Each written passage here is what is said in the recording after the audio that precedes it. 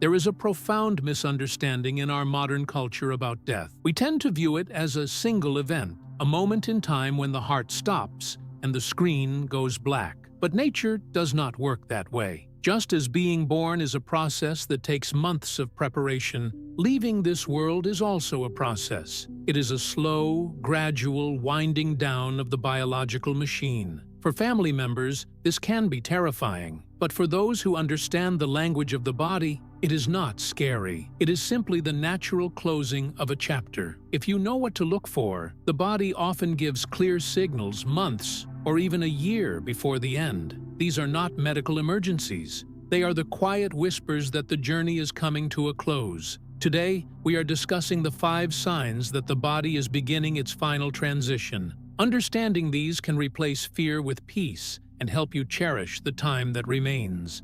The first sign is a subtle but distinct shrinking of the world. In our prime, our world is huge. We care about politics, the news, our neighbors, and events happening across the ocean. But about a year before the end, a person's horizon begins to pull in. They stop caring about the news. Then they stop caring about the community. Eventually, their world becomes just their house, then just their room, and finally, just the chair they are sitting in. This is not depression. This is detachment. The energy required to engage with the outside world is being recalled. The body is conserving its resources for the internal work of letting go. If you notice an elderly loved one withdrawing from social hobbies they used to love, do not force them to engage. They are not being rude. They are simply turning inward. The second sign is a fundamental shift in appetite and thirst. This is often the hardest sign for families to accept. We associate food with love. When we see someone eating less, our instinct is to say, "You must eat to keep your strength up." But the dying body knows something we do not. Digestion takes a massive amount of energy. As the body's systems slow down, it no longer needs the same amount of fuel because it is no longer building for the future. You might notice they stop liking meat, which is hard to digest.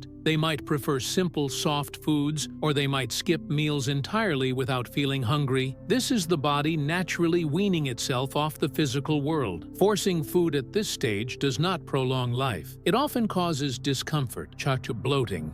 The third sign is the thinning of the veil. Regarding time, months before passing, many seniors begin to live in a fluid timeline. They might talk about their childhood as if it happened yesterday. They might mention people who have been dead for years, parents, siblings, or old friends, as if they are waiting in the next room. Medical professionals might call this confusion or delirium. But in the hospice community, this is viewed differently. It is often seen as the mind preparing for travel. They are reviewing their life, resolving old memories, and perhaps beginning to perceive things that we cannot. If your loved one asks, "Where is my mother?" do not correct them. Do not tell them, "Mom died 40 years ago." Step into their reality. Ask them, "I'm not sure, but tell me about her." This brings them comfort, whereas correcting them only brings anxiety. The fourth sign is a change in sleep patterns and energy. We are not just talking about napping, we are talking about a state where sleep becomes the natural condition and being awake becomes the effort. As metabolism slows, the brain receives less oxygen and stimulation. The person may spend more time in a twilight state, half awake, half asleep. They might be sitting in a chair with their eyes closed, perfectly content,